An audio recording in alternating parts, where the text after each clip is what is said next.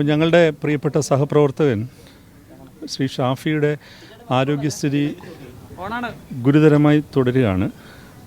അദ്ദേഹം കഴിഞ്ഞ കുറച്ച് ദിവസങ്ങളായിട്ട് ഇവിടെ അഡ്മിറ്റഡാണ്.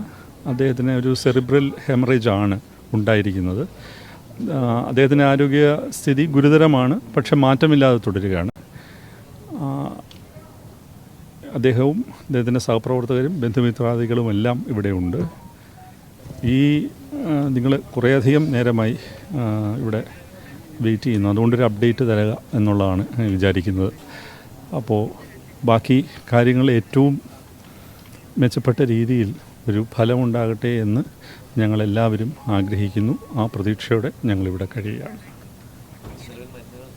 തീർച്ചയായിട്ടും അദ്ദേഹത്തിന് സാധ്യമാകുന്ന എല്ലാ ചികിത്സയും നൽകിക്കൊണ്ടിരിക്കുകയാണ്.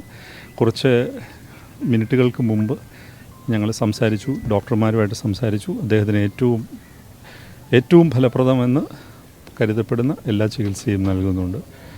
അത് ഫലമുണ്ടാവട്ടെ എന്ന് ഞങ്ങൾ ആഗ്രഹിക്കുന്നു.